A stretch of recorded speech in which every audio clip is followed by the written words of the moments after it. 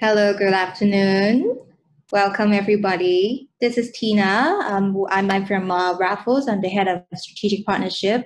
So it's 4 o'clock now. I will just give a very brief introduction of the house rule before we officially start. So today's webinar, Raffles will be co-hosting it with Sidley Austin and BDO. So today we will be talking about, the use of different fund structures and considerations, comparing the use of Singapore VCC, Hong Kong Limited Partnership Fund, and also I think everybody would be most familiar with the Cayman SPC structure from the lens of family office, legal, and tax professionals.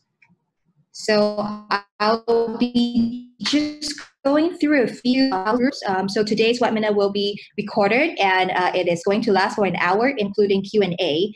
So do submit your questions in the Q&A section where you can find it, I think, below. It can be on a no-name basis. So we will have time after the panel discussion to answer some of the questions live. If not, if we're running out of time, you will receive a reply from us before end of the week. So by default, your microphone will be muted, and do know that all contents remain the intellectual property of family office and the organization involved. So I will just go ahead and get it started. Again, thank you again for everyone joining this seminar. I think since the August 31st, the launching of the new Hong Kong Limited Partner Fund regime, a lot of our friends, partners, professional party, they have been, hosting webinar to talk about, about new fund regime. But then I'm thinking, from Raffles' perspective, and a lot of our clients did ask about, the comparison and the difference between all these fund structures. So let me quickly introduce our, speakers of today. So we have, hi, Kylie. We have Kylie and Joy. So I will introduce Kylie first. Miss Kylie Law, she is the Executive Director from BDO. Basically, she has like 20 over experience, in international tax and Singapore tax. And she's currently leading BDO's asset management and private wealth tax practice in Singapore. And we have been working very closely with Kylie and Kylie's team to work on different fund and trust structuring tax opinion. So today, I believe Kylie will be able to share quite a lot of insights with us. And as you see from the screen, we have Joy as well. So Joy is the partner of Sidley Austin. She is, also working very closely with Raffles, focusing primarily on investment funds and funds formation. And her background, she has significant experience in real estate, private equity, and hedge funds. And from my understanding, she also, is very experienced in some M&A, corporate finance transaction as well. So again, thank you for the ladies to join us today. So I will just, before I get started, a quick introduction of myself. I'm the head of strategic partnership at Raffles Family Office. My background has basically been working in the family office and multifamily office sector. So at Raffles, I am responsible to drive, strategic partnerships and also serving some high net worth individual clients from my end.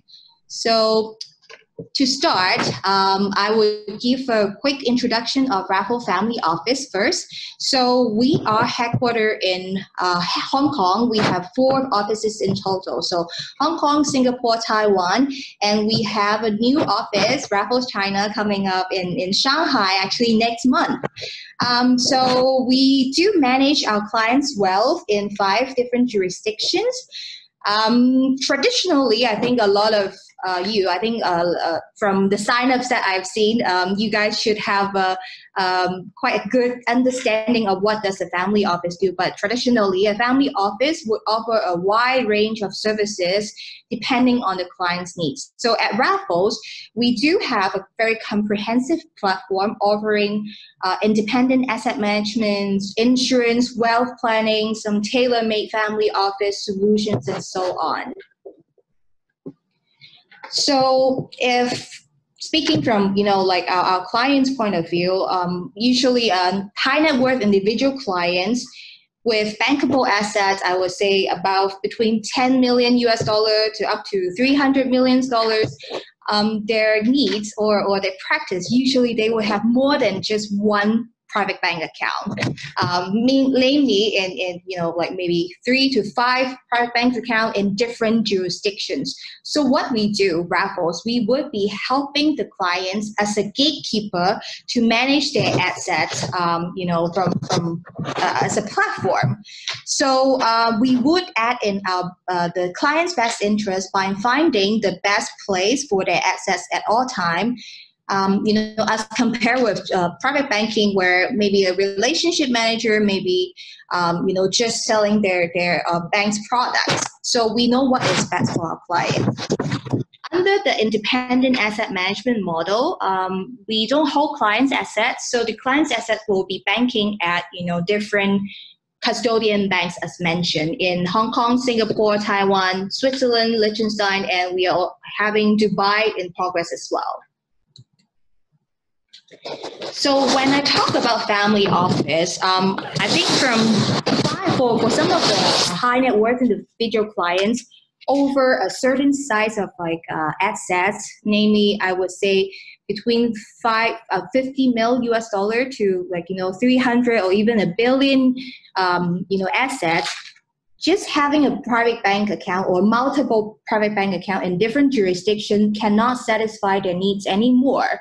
And they will find out that or they see the trends of, having, family office or they want to set up their own family office with their own investment teams to manage their assets.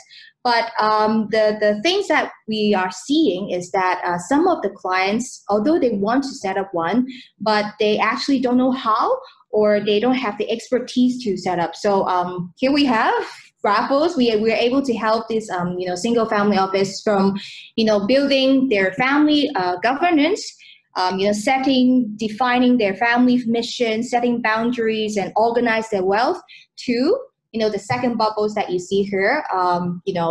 For fund setup and fund management.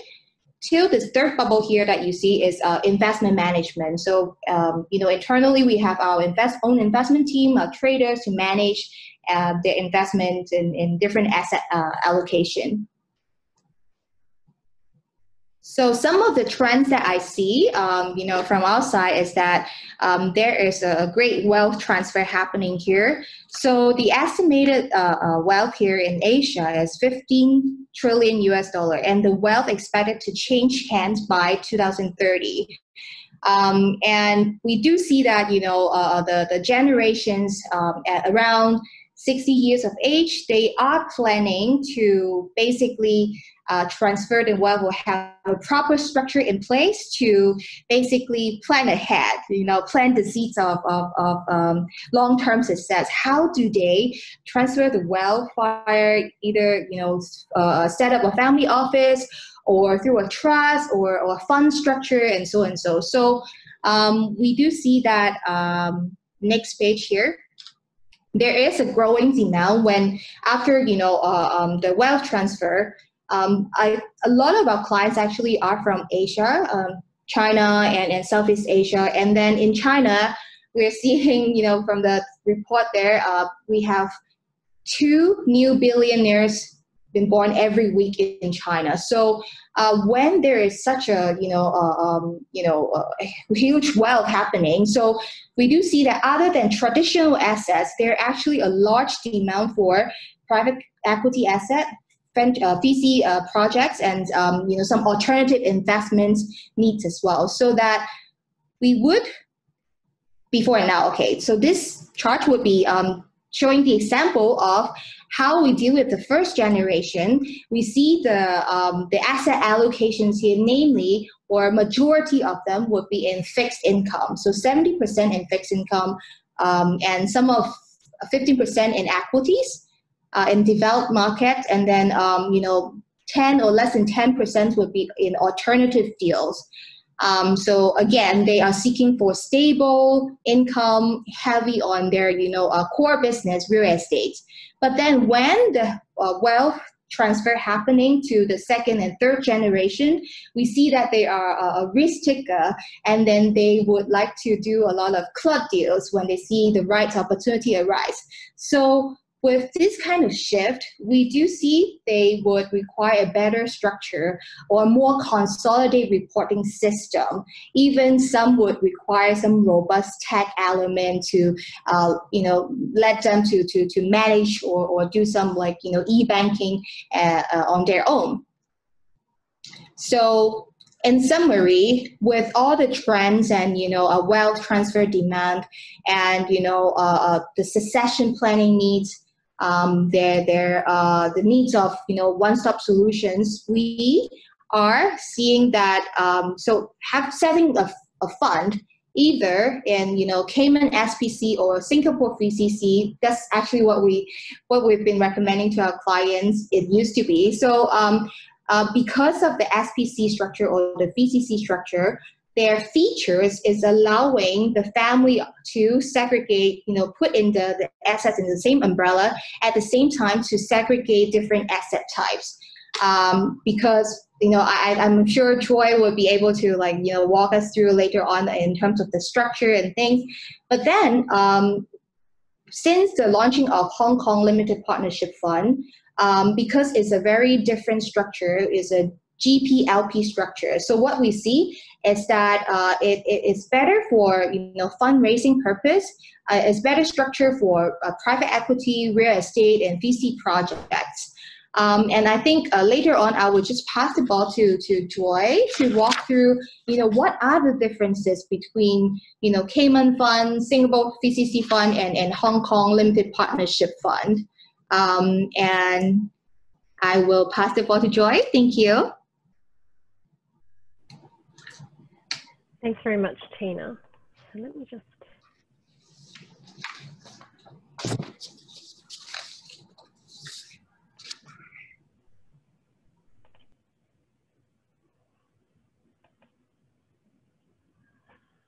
Okay, can you guys see my screen?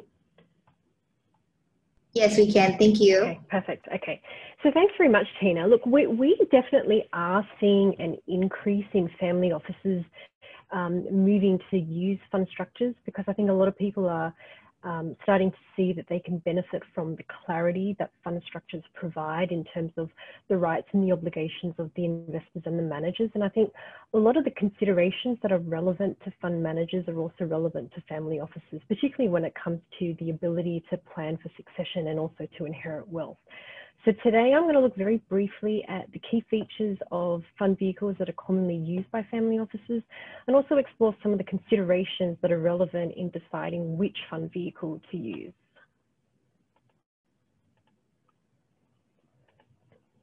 So I'm going to start by looking at limited partnerships, which are very common in Asia for closed-ended funds, which invest in real estate and private equity and other illiquid assets. And by closed-ended fund, I mean funds where the investors don't have the right to voluntarily redeem or withdraw. So on the slide here, we've got a very simple, basic limited partnership structure. And of course, a lot of partnership structures can be much more complex than this, and sometimes they can be more streamlined, where the general partner and the investment manager are collapsed into a single entity. So a couple of key points to be aware of. The partnership itself is not a separate legal entity. So the partnership itself cannot hold assets and it cannot execute contracts. And it has a general partner, which does everything on behalf of the partnership. And it's the general partner that is responsible for the management and control of the partnership. And because of this control, the general partner is going to have unlimited liability for the debts and the obligations of the partnership. So the GP of the partnership should always be an SPV, which has little to no assets, because you don't want an entity of substance to be the general partner and then have those assets put at risk because of some kind of claim that arises out of the partnership. So in contrast, we've got the investors in the partnership who are the limited partners, and they are passive and they really only are meant to participate in the economics of the partnership. But they have this limited liability protection because they don't take part in the management of the partnership and its business. Of course, it's not uncommon for investors to sometimes require veto or other approval rights over certain matters, or to want the right to oversee the activities that the partnership undertakes. And sometimes this can be exercised through the Limited Partnership Advisory Committee, which we've shown on the structure chart here, but can also be exercised by participating in an investment committee, which would be formed by the general partner. And it can also be exercised through rights that are built into the partnership agreement, which is the key document constituting the partnership, or through other side contractual arrangements. So the limited partners are able to engage in these oversight activities without losing their limited liability protection, only because the legislation includes what we call safe harbours. And this is basically a detailed list of things that a limited partner is expressly permitted to do in terms of management of the partnership without risking its limited liability protection. And from a family office perspective, where oversight of the investment activities can be critical, the scope of the safe harbours is actually quite an important feature. Limited partnerships generally are pretty popular because they offer very broad flexibility and scope in terms of what the partnership can invest in and what the commercial terms are that the parties can agree. A partnership isn't going to be subject to the same rules and restrictions that corporate vehicles have, which generally require that shareholders within a particular class all be treated equally. And limited partnerships are also popular because they are passed through for tax purposes, which makes it a bit easier when you've got investors that are sitting in different jurisdictions. In terms of the challenges and limitations, a partnership structure can only accommodate one fund. So it's not possible to set up the multiple segregated sub-funds under a partnership in the same way that you can under an umbrella fund structure. And generally speaking, it can take a little bit more time and it can be a little bit more costly to establish a limited partnership fund, particularly when you compare that to the time and cost involved in setting up a new sub-fund under an existing umbrella fund.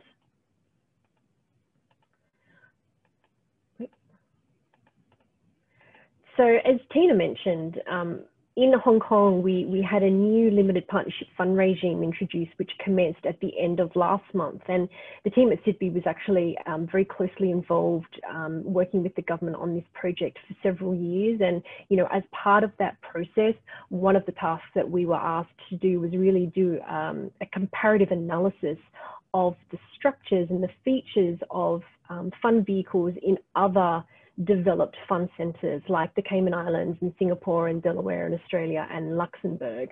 And, the LPF regime that we now have here in Hong Kong really is designed to be market friendly, and the multi-year development process has been guided by this principle. So what we tried to do was take the best features of the fund structures in other regimes, put them together in the Hong Kong regime. And in some cases, we made some changes which we think improve the regime. But the LPF regime in Hong Kong here does not require economic substance. It doesn't introduce any new licensing categories or requirements, and there's no need for regulatory approval. So it really is very easy, very simple, and very streamlined to use. So the LPF regime is actually quite similar to the Cayman and the Singapore limited partnership regimes. So anyone who has used either the Cayman or the Singapore limited partnership regime in the past, the new Hong Kong regime is going to feel very familiar to you. But as I mentioned, we did make some changes which I think improve on those features to make the limited partnership fund regime here in Hong Kong the best in class. And for family offices, there will be some advantages in using an LPF structure, and some of those I've listed on the slide. And I know we've got a lot of content to get through today, so I'm not going to talk in too much detail about these, but I mean, very high level, using an LPF is going to provide greater regulatory certainty. Offshore jurisdictions like the Cayman Islands have seen a string of regulatory changes in recent years. In an evolving international tax and regulatory landscape, using an LPF is also going to provide greater tax certainty. a number of structures, a number of fund structures that are currently used are already at risk under current law, and double tax treaties are also increasingly being challenged where form and substance do not align. So tax neutrality, of course, is going to be critical for a family office. And I think using an LPF structure is really going to help neutralize some of that tax risk. The LPF regime offers maximum flexibility to cater to the commercial agreement of the parties. Under the Hong Kong LPF regime, there's virtually no restriction on what the parties can agree. And this is really important in this part of the world, including for family offices, because like in this jurisdiction, we just have so many funds that are structured as club deals or joint ventures where the terms are not necessarily consistent with market practice. So we view this really as a key ask for multifamily offices here to have the flexibility to tailor their fund structure in accordance with what the parties agree commercially. The LPF regime also offers best-in-class protection for investors because the safe harbour activities, which I mentioned before, the safe harbours that are set out in the LPF regime are much broader and they're more extensive than what is currently provided in the Cayman and the Singapore limited partnership regimes, which again is crucial for family offices who often need oversight and control over investment and other activities of the fund vehicle. The LPF regime also offers best-in-class protection for general partners because it allows the general partner to contractually amend its duties by agreement with the limited partners. And this again is just protection or a feature that general partners don't have available to them in the other comparable jurisdictions. And the LPF regime is also going to provide operational benefits when compared particularly to an offshore partnership, because the LPF regime is going to require far fewer entities and all of those will operate within a single regime, which means the LPF is going to be more efficient to establish, cost effective as well as efficient in terms of time to establish, maintain and administer. So another commonly used structure that we see family offices adopt is the umbrella fund. An umbrella fund vehicle really is just a company which has the ability to create multiple segregated portfolios or sub-funds.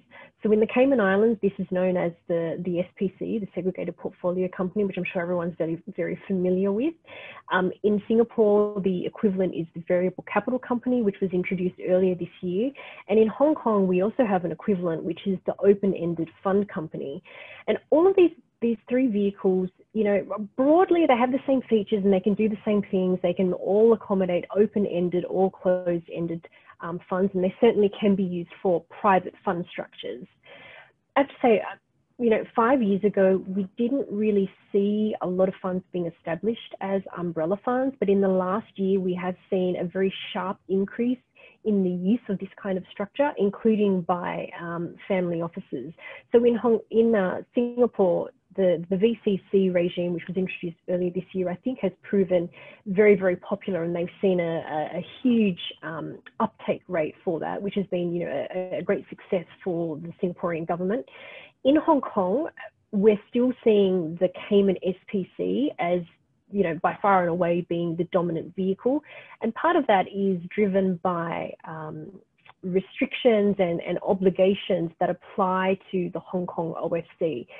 Interestingly enough, the SFC announced changes to the OFC regime, which became effective just last week. And the purpose of these changes really is to make the OFC more competitive with the Singapore VCC and the Cayman SPC. So it'll be interesting, I think, for us to see in 6 or 12 months' time how much the adoption rate for OFCs actually increases following these changes.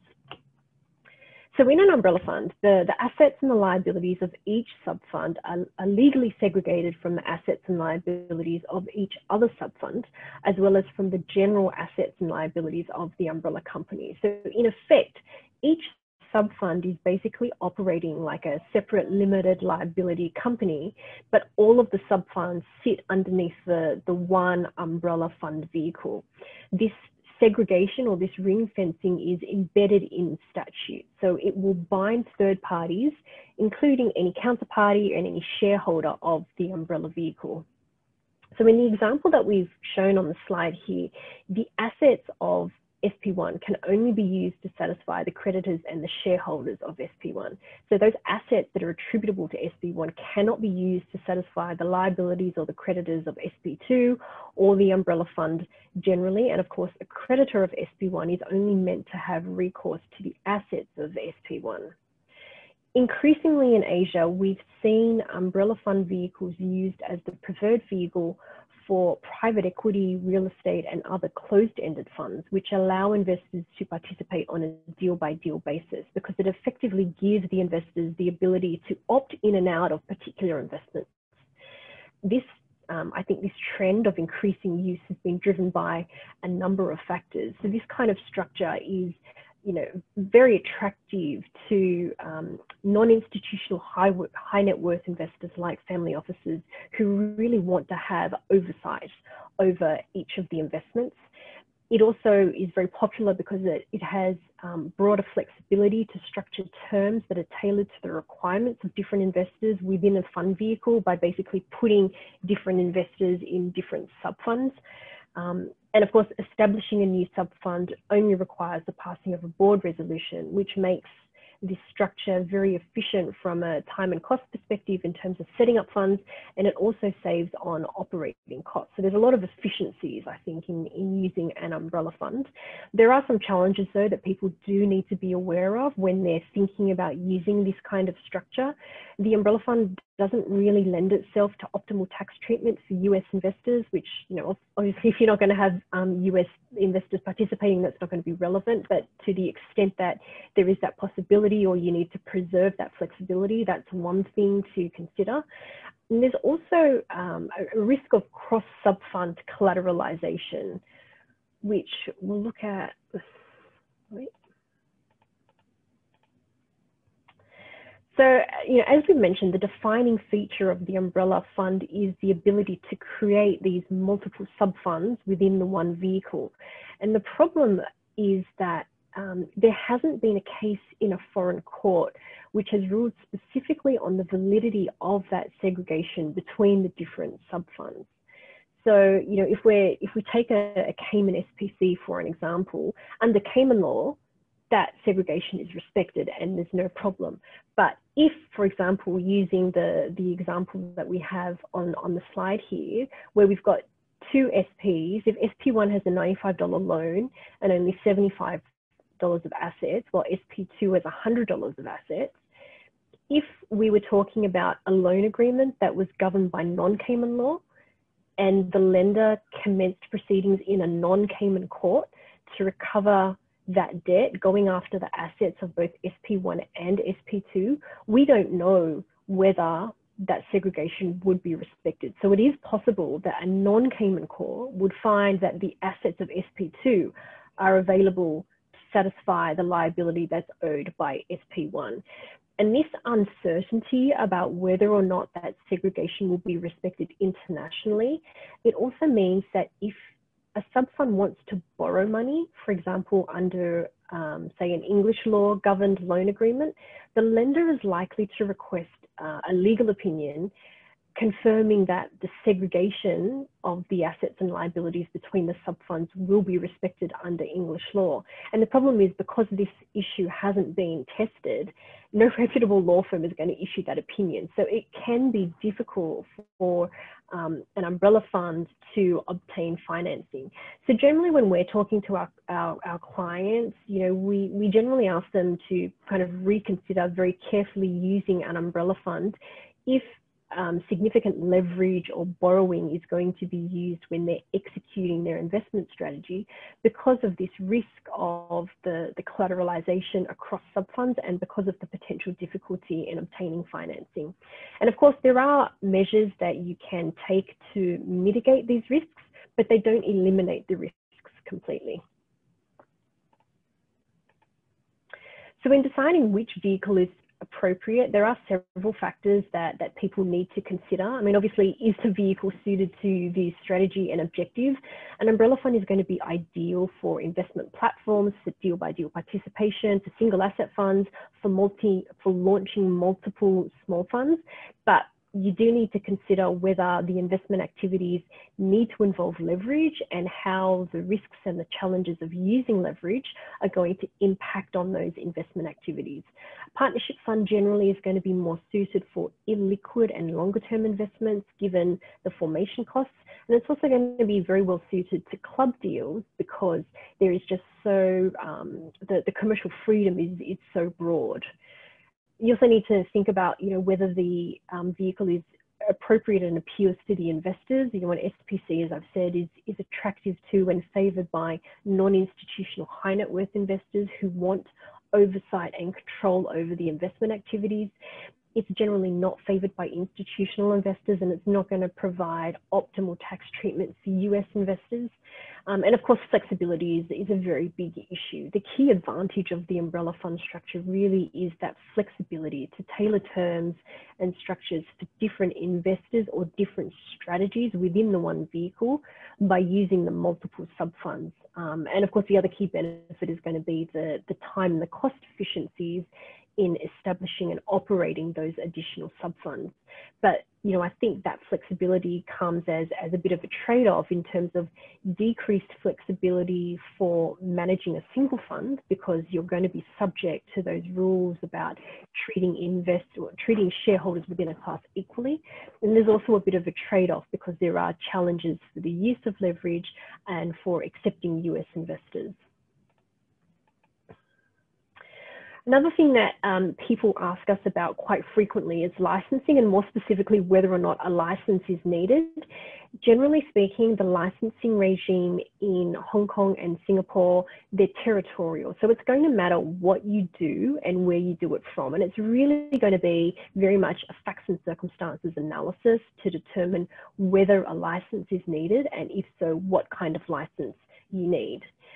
If your fund is a Cayman partnership or a Hong Kong limited partnership fund or a Cayman SPC, there's no mandatory licensing requirement. So for those vehicles, for instance, here in Hong Kong, you only need to engage a licensed entity if that fund vehicle has a general partner or a manager that actually conducts regulated activities in Hong Kong. But the reverse is going to be true for the Hong Kong OFC and the Singapore VCC. So a Hong Kong OFC must have a Type Line licensed investment manager, even if the assets invested in by the fund aren't securities or futures. And similarly, a Singapore VCC must have a fund manager that is licensed or regulated by the MAS. So if you're thinking an umbrella fund structure really appeals to you and it suits your commercial objectives, and you want to have that domiciled in Hong Kong or Singapore, then having a licensed fund manager is an absolute must. And of course, if you don't already have a licensed fund manager, then that's certainly something that the guys at Raffles can help you with.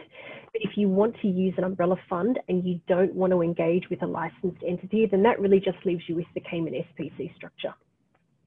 The other thing is, although you don't have to have an SFC licensed fund manager for a Hong Kong LPF, if you do engage one, there's an added benefit because a licensed manager can help you with fulfilling the responsible person duties.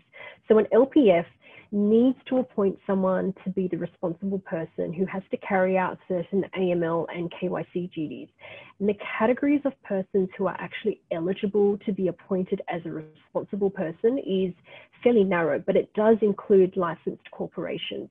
So even though you don't strictly need to have an SFC licensed manager for a Hong Kong LPF, if you do choose to appoint one, the SFC licensed manager can also help you with fulfilling the responsible person duties.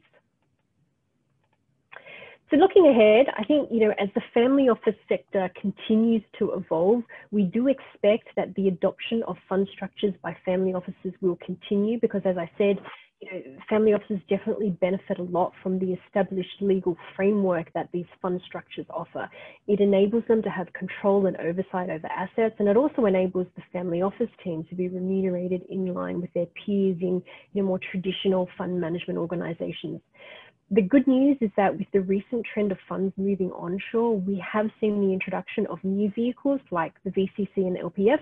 We've also seen the reform of existing vehicles like the changes to the OFC. And this means that, for end users, there's a lot more choice and there are a lot more benefits because you've got options, competitive options in multiple jurisdictions. the limited partnership structure and the umbrella fund structures offered by these three jurisdictions that we've covered fairly high level today, they're all quite comparable in terms of features and functionality. So I think there's a lot of different factors that go into deciding which fund structure is appropriate, as we've covered today. And of course, it's also going to be relevant to tax, which Kylie is going to cover shortly. So back to you, Tina. Thank you so much, Joy. I think your sharing is very fruitful and very detailed, and you answered a lot of the questions that we received from either single family office and even high net worth individual clients. So thanks for covering the legal part. So the next part we will have Kylie from BDO Singapore to go through some of the tax benefits, as compared to three fund structures. So I'll just pass the ball to you, Kylie. Thanks, Tina. I'm just trying to share my screen. No problem. Yeah.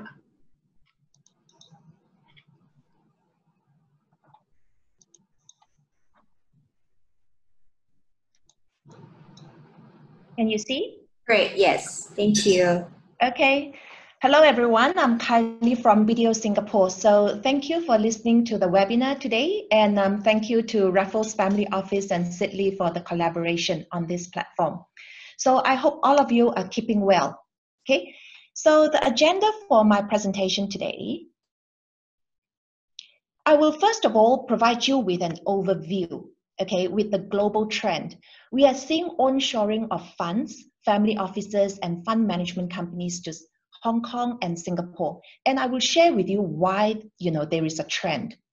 I will also do a comparison, but from a tax perspective, on the use of Singapore VCC, Cayman SPC, and also the Hong Kong LPF as fund vehicles, including their suitability for multi-family offices and single-family offices. Okay, so I will also, of course, give a snapshot of the Hong Kong as well as Singapore tax regimes for funds. And lastly, I will give you a couple of very simple structures using these fund vehicles under both the Hong Kong as well as the Singapore tax regime. So Tina has already shared with you from a family office professional's perspective, and Joy has shared from a legal perspective. So my sharing from a tax perspective is, of course, focused very much on the choice of your fund jurisdiction, okay, and the applicable fund incentives, and of course, which is the most suitable fund vehicle to use.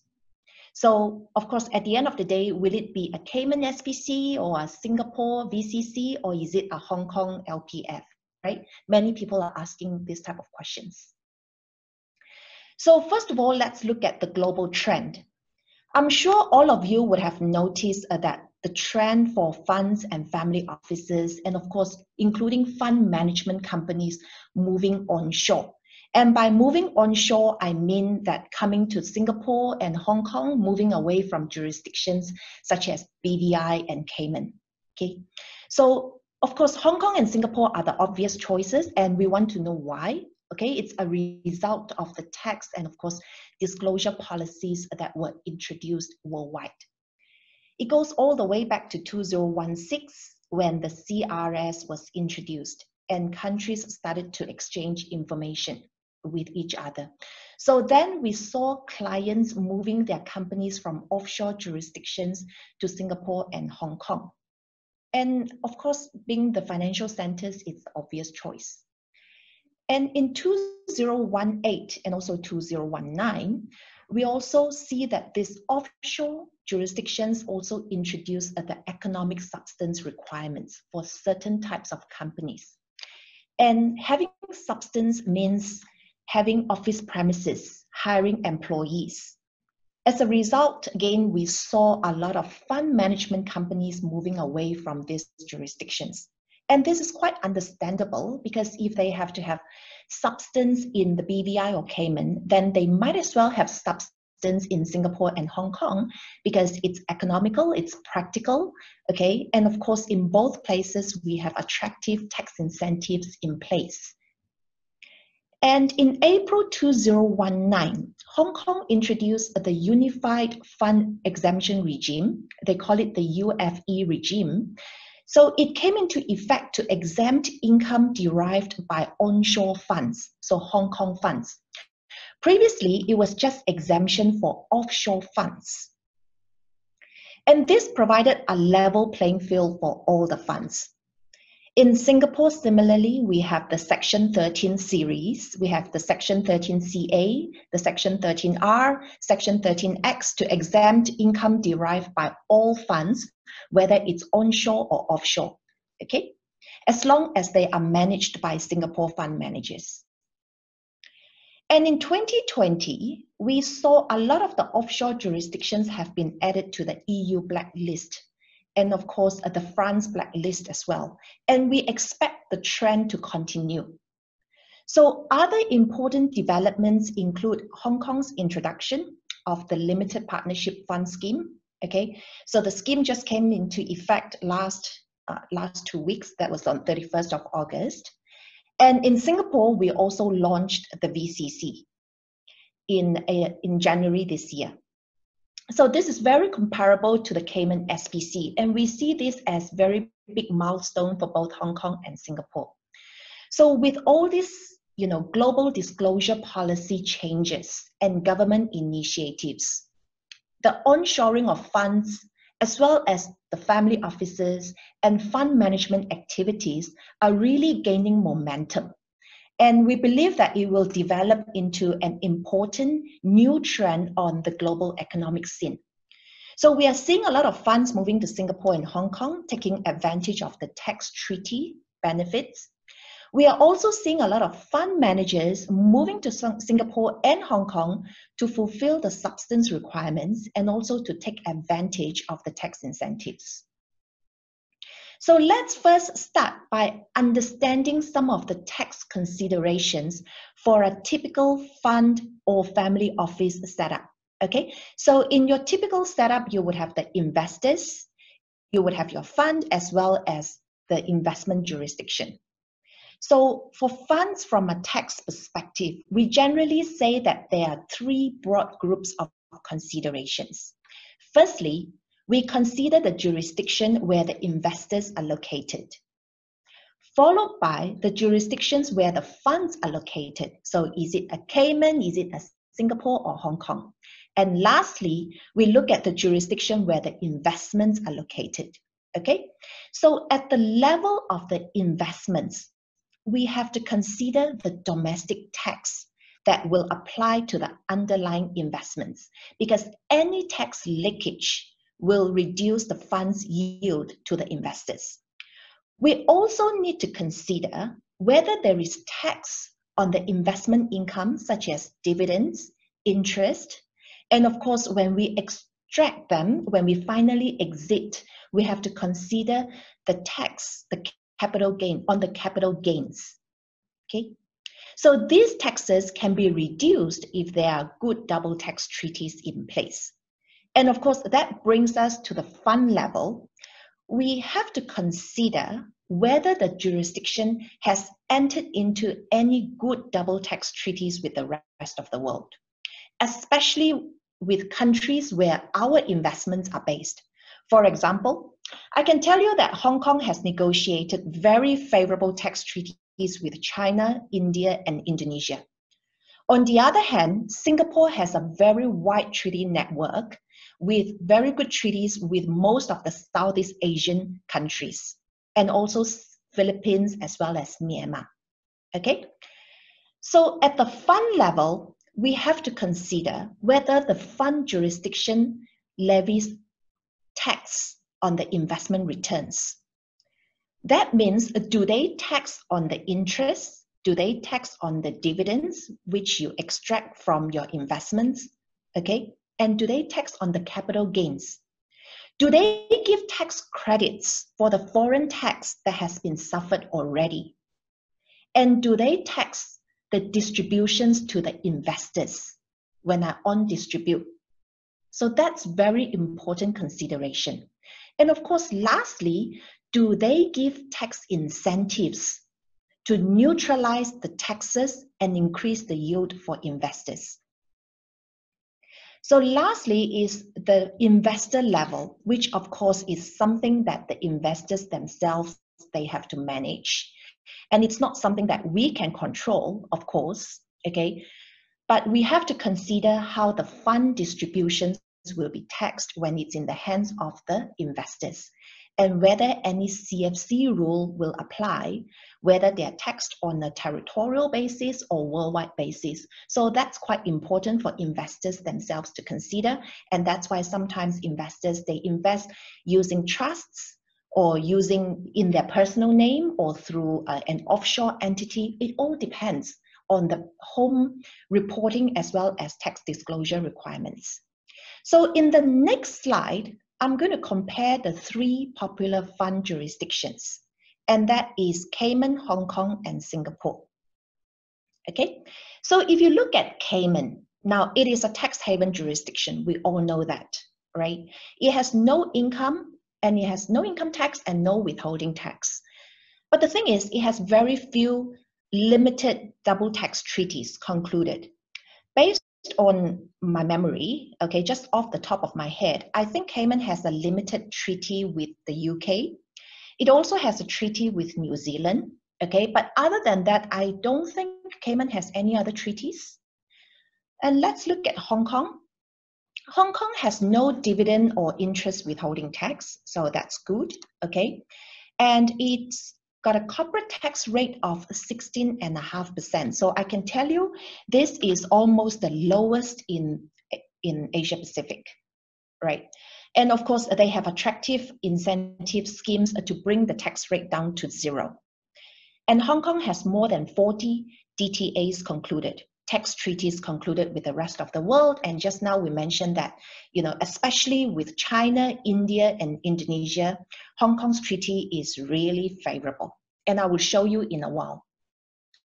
And let's look at Singapore. Singapore, we don't have any withholding tax on dividends as well. So, you know, when we have to dividend the yield back to investors, there are no dividend withholding tax.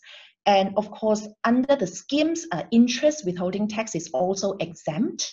Okay, the corporate tax rate is 17%, slightly higher than Hong Kong, but we also have tax incentives to bring the tax rate down to 0. So that's good. And we have more than 80 double tax treaties concluded, especially those with the Southeast Asian countries. You would see, other than Indonesia, okay, because it's quite an old treaty, but other than that, we have very favorable tax treaties, and the treaty network is really wide. So now, having looked at the fund jurisdictions, now let's look at, just now we talked about treaties, so let's compare the treaties. And of course, the 2 jurisdictions that we will compare would be Singapore and Hong Kong. Okay, if you look at the diagram, you can see that if you compare in terms of interest, now Hong Kong really has a lower rate compared to Singapore when it comes to treaty with China as well as India, okay? But for Singapore, we are better in terms of Myanmar and Philippines. So it really depends where are your investments, and you really have to consider, because domestic tax can be quite hefty. Looking at dividends, looking at the tax treaties, Hong Kong's tax treaty with India, China, and Japan, the dividend withholding tax is much lower than that of Singapore, okay, under Singapore's tax treaties. But Singapore, we do better in terms of the Philippines as well as Taiwan. And capital gains, I would say capital gains would be the most important, especially for PE funds, because, you know, we don't normally extract our income via interest or dividends, but it's usually exit with a big bang, right? So you have this huge capital gain, and you would want to know whether it's protected under the treaty. And if you look at this, in terms of capital gains, Hong Kong does better for Indonesian investments, because Singapore, there is no reduced rate. Okay, but Singapore does better in terms of Myanmar, Philippines, and South Korea. The rest are neutral. Okay. So in terms of tax exemption for funds, now let's take a quick look at the tax incentive for funds. Okay, a lot of people have asked me over the years, why do we need tax incentive for funds? Funds don't pay tax anyway, right? Why not? Okay, first of all, we must remember that the tax exposure for the fund is not in the country of incorporation. It is actually in the country where the fund manager is located. So for example, if a Hong Kong fund manager manages a Cayman fund, the Cayman fund has a tax exposure in Hong Kong and not in Cayman. Now, if the Singapore fund manager manages the Hong Kong LPF in Singapore, then the Hong Kong LPF has a tax exposure in Singapore and not in Hong Kong. So you must always remember, it doesn't matter where you incorporate the fund, even if you incorporate in tax haven jurisdictions, it's always where the fund managers are located. So another question that I often get asked is, there is no capital gains tax in Singapore and Hong Kong. So why should there be any tax exposure? Well, the simple answer is because not everything is considered as a capital gain. And this is really a very gray area, okay? Funds are generally considered to be carrying on a business, and therefore not every gain is a capital gain. So tax incentives provides the certainty, and this certainty is very, very important to your investors. Okay, it makes your fund extra attractive. So now let's look at the two countries' tax incentive regime. They are quite identical. So what do they cover? If you look at the Hong Kong regime and the Singapore regime, you would see that they cover both onshore and offshore funds. Okay, whether it's Hong Kong offshore or Singapore offshore, no problems. It doesn't matter where it is. It can be in Cayman, Labuan, or anywhere. The tax regime covers that. So that's good. Now, what about the legal form?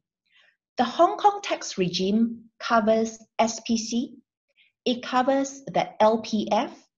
Okay, it covers any collective investment schemes.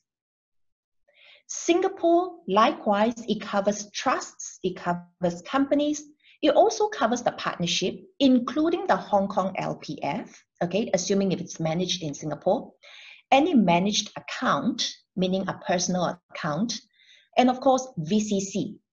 Now you can see that the VCC is missing from the Hong Kong tax regime. That is because it is compulsory to have the VCC managed by a Singapore licensed fund manager. So because it cannot be managed by a Hong Kong licensed fund manager, it would not qualify for the Hong Kong scheme. In terms of the fund management companies, if you want to qualify for the Hong Kong tax regime, it has to be managed by a licensed fund manager, unless the fund qualifies as a qualified investment fund. Okay. In Singapore, it is possible for the fund to be managed by both licensed and exempt fund managers. Now, this is the key difference, because in the absence of being managed by a licensed fund manager in Hong Kong, you cannot enjoy the incentive. So that means it is not suitable for single family offices if it is managed by an exempt entity. Whereas in Singapore, even if it's a single family office and the single family office do not obtain license, they can still apply for the Section 13 exemption. Okay. So what does the exemption cover? Well, basically it covers, the exemption coverage is quite similar between the two jurisdictions. So it's mostly your gains from sale of bonds, equities, your PE, your venture capital, you know, all of those specified transactions it covers. Okay, what does it exclude? Well, very similar. Hong Kong scheme excludes Hong Kong real estate. So if it's rental income from Hong Kong real estate, excluded. Singapore as well. If it's rental income from Singapore real estate, it's excluded as well. So you can see that the policy intentions are quite similar. It's not meant to drive the real estate market. The both schemes doesn't cover cryptocurrency as well, okay? Interestingly, for the Hong Kong scheme, interest from debt securities, it's not covered. Now, we have talked about the jurisdiction. We've talked about the incentives. Now let's talk about the vehicle.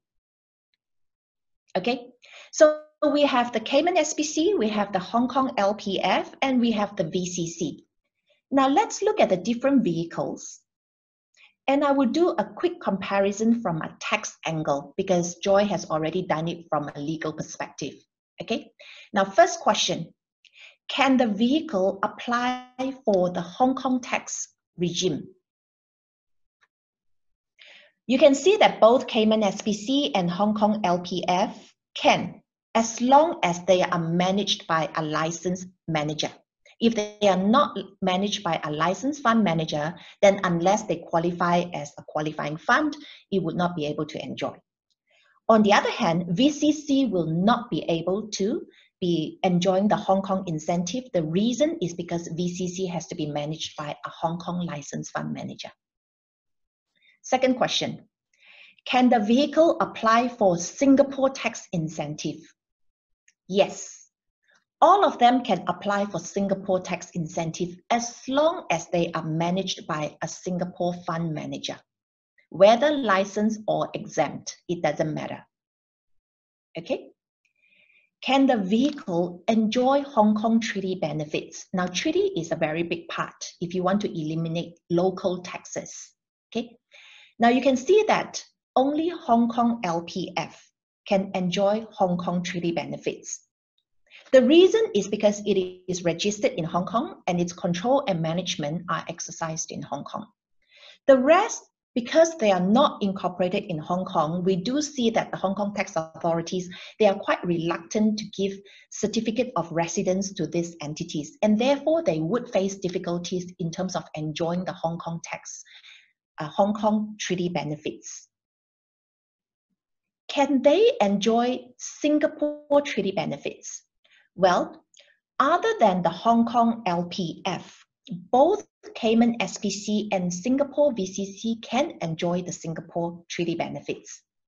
The good thing about Singapore is that it allows foreign companies which are controlled and managed in Singapore to become Singapore tax residents. Our IRAS, our tax office, is quite open to give certificate of residence to these entities. For example, if it's a Cayman entity, if it's a BVI entity, as long as you are managed in Singapore, our tax office is quite happy to give you the certificate of residence so that you can enjoy the Singapore treaty benefits. Okay.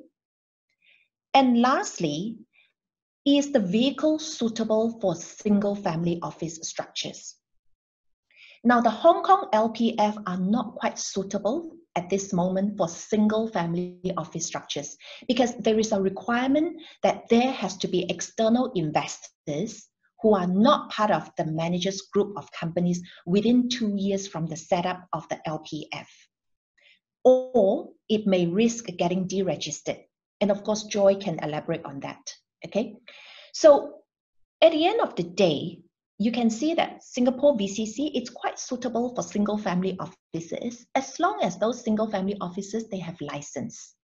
Because the catch for VCC is that as for now, it still has to be managed by a licensed fund manager in Singapore. Although I know our MAS is looking into VCC Project 2 to see if there is any opportunities to remove the licensing requirement. But for now, if you want to set up a VCC for your single family office, you can find people like Raffles Family Office. They are the licensed fund manager.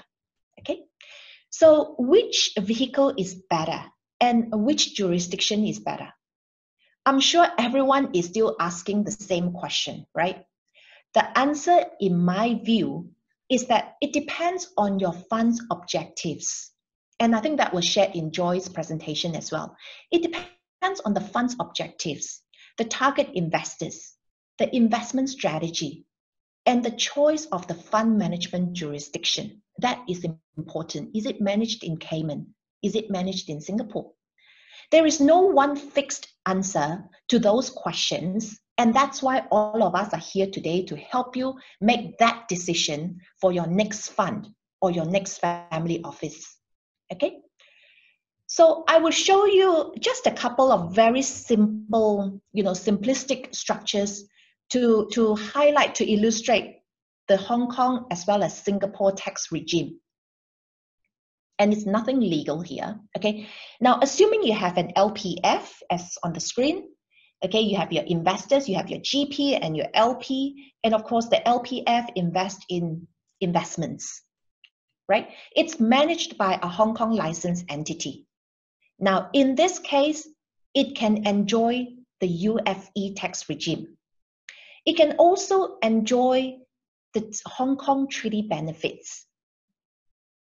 Okay, so that's good. So assuming if you're investing into China, investing into Indonesia, or investing into India, I think you can enjoy very attractive treaty benefits. Now change it. If I change the manager, and you can see the flag, if I change the manager of this Hong Kong LPF to a Singapore licensed fund manager, what can I enjoy?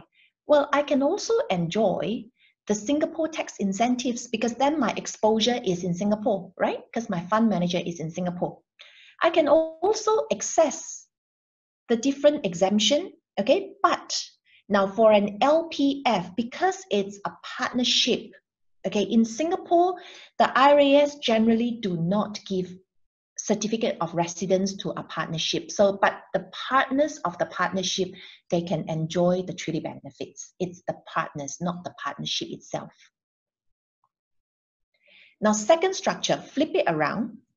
Instead of an LPF, we have a Singapore VCC.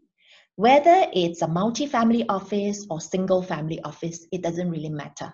Okay, so you have the family on top or you have the investors on top, and you have the VCC investing into investments. And of course, you must have a licensed fund manager.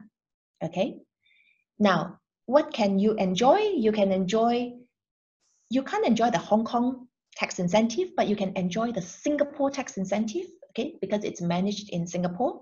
You can apply for 13R or the 13X tax exemption scheme. And you can also enjoy the treaty benefits that Singapore, under Singapore's treaty with the rest of the world. And we have about 86 tax treaties to date. And for most of your Southeast Asian investments, that should be quite attractive because in terms of capital gains protection, in terms of dividend, in terms of your interest withholding tax. Okay. So that's all I have for today. I'm happy to take any questions. Over to you, Tina. Thank you. Thank you, Kylie, for the very detailed sharing in terms of, from the tax perspective, commenting the comparison and differences between all these funds jurisdiction. And I believe, sorry to say that we are running a little, over time. If you do have 5-10 minutes, do stay with us. We will just touch on a very quick discussion on, the current case studies. I think discussing real life case study from our clients, I would be able to help some of you to understand further. Just a second that I would just to share the screen. So if you can see from the screen, on the right-hand side, case study 1 is the limited partnership fund, and case study 2 is the Cayman SPC or the Singapore VCC fund. So to be very honest, from our side, we have B2C clients, which is the high net worth individuals coming to us and say that, hey, I want to set up my own family office. As I mentioned, they need the family governance, and then they need the fund structure to put their assets in places, right? So often we would recommend, to be very honest, I think 2 years ago, we're still recommending them, you can consider, the Cayman SPC structure because the features of the SPC is able to segregate all the different assets into, by having different sub fund. And last year, I think in 2020, the trends that we see is that Cayman Island, like, Joy and Kylie mentioned that they have been blacklisted by EU, and they have been, changing some of the regulations so that some of the B2B partners, they come to us and say, hey, we would like to look and then explore the Singapore VCC structure, or even migrate their, the existing fund to Singapore, this jurisdiction, to enjoy the, 13R, 13X tax benefit. So in this graph, I will just touch on a few quick questions, because on the left-hand side, I think that some of the bullet points, which Joy and Kylie have, already touched on. For instance, I see the Q&As. A lot of you are asking about the licensing requirements, where, yes, Hong Kong single family office, if you are doing non-regulated activities, you for Hong Kong Limited Partnership Fund, you don't need to have a license. But then for, Cayman and VCC, you do have to have a licensed entity as your investment manager. So, but Joy, may I ask you a question? I just received this, from my client this morning. For under the Hong Kong Limited Partnership Fund, if they were to put, a mixture of traditional assets, namely, bonds and equity, together with real estate assets, is it possible in one limited partnership fund? Yeah, so under limited partnership fund regime, there's no restriction really on the types of assets that it can invest in. So there's no problem with a limited partnership fund investing in the traditional, securities and bonds that you've mentioned, as well as real estate. I think the only issue will be if, for whatever reason, the parties, as a commercial matter, want to track the performance and calculate the fees separately based on those asset pools. But if it's just one amorphous pool, and there's no need to kind of track the performance or calculate the fees separately based on those different asset classes, then there's no problem. I see, understood. And also, maybe one more question for Joy is that, like, for the sub-fund, for the Cayman SPC or Singapore VCC, because we can set different sub-fund or segregated portfolio, right? Can one portfolio entertain for US clients and another portfolio entertain for non-US clients like that? So again, from a legal perspective, there's no issue with that. I think the challenge, though, is from a tax perspective. Those structures are just not optimal. Obviously, Kylie can comment on that better than I can. But look, my understanding is that, from a tax perspective, those vehicles are not optimal for US investors, because traditionally in a fund, if you're going to mix US and non-US investors, you want to have a separate vehicle just for the US investors, which will elect to be treated as a partnership for US tax purposes. So if you have one vehicle where you're mixing the US and the non-US, you don't have the flexibility to give those US investors the partnership tax treatment that they need. And Kylie, please feel free to correct me. Anything to add on? Yep. Okay. Yep. Good. So, and for from the investor perspective, that I think two things that they are very concerned is, timeline and pricing. So, if I were to compare, the three, most common fund like Hong Kong, Singapore, and Cayman, do you think that we should treat them as, because LPGP structure is very different than, SPC, VCC structure, so that they shouldn't look at the jurisdiction. Instead, they should look at the fund structure and feature instead. Maybe I will let Joy to answer from your perspective. Yeah, look, I think that's right. I mean, when we're working with clients, generally our advice is, step one is figure out which structure actually meets your objectives. And then step two, once you know what kind of structure you need, then look at the jurisdiction. Because as I said before, these days, because of this trend of onshoring funds, all of the jurisdictions have structures which can kind of, meet most of those needs. So I think, step one definitely is which structure actually suits your purpose. And then step 2 is, okay, out of the 3 that are available, which of the jurisdictions is going to be better from a tax and an economic perspective? Understood. Anything to add from your side, Kylie, in terms of like fees or I think timeline is more on the legal side, but then like in terms of fees, is there any like significant difference?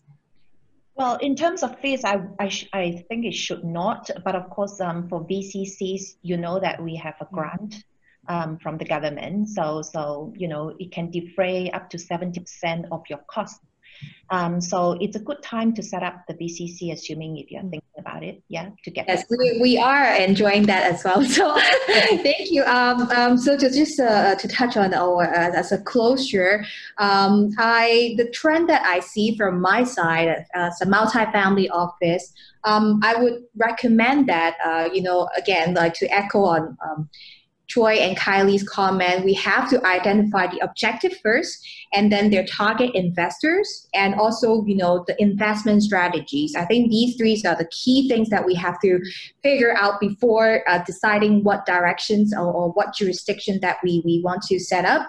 And if our clients want to really treat this fund structure as their mini family office, I would personally recommend them to go for, Singapore VCC or Cayman SPC, because again, they can separate different assets types into different pockets and segregate them in different balance sheet. And not to forget to mention that is that actually they can set up their own investment committees.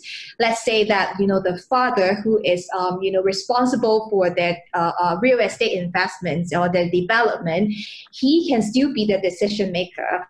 Whereas the second sub-fund, he would like to get his daughter and maybe siblings and friends to be involved in. He can set up some rules, via the investment committee to say, okay, I can make decision, but together, I think up to maybe like over 50% of the approval of the investment committee, we can prove certain things like exit or, investments, so and so. And if, let's say, the trend that I'm seeing is that, some Chinese investors, when they want to do fundraising for their private equity projects and real estate projects, maybe the new Hong Kong Limited Partnership Fund would be something that they would like to consider, because I think the deal flow and the tax benefits and costing and everything. And per my understanding, the registration process is actually quite simple as well. So thank you so much for staying with us, for 10 more minutes. And again, thank you for all the questions. I believe we don't have enough time to touch on all the questions. But to close it, Joy, Kylie, if you have anything to add, do comment on it. And if not, we will be planning, having a Chinese version, maybe with Troy and Kylie again in the near future to, for our Chinese and Taiwan markets. So again, thank you very much, ladies, for your time. And we will be uploading the video to our website and YouTube as well, so you guys can, watch it again. Thank you. Thank you, gentlemen. Thank you, ladies. Thanks, everyone. Bye. Bye.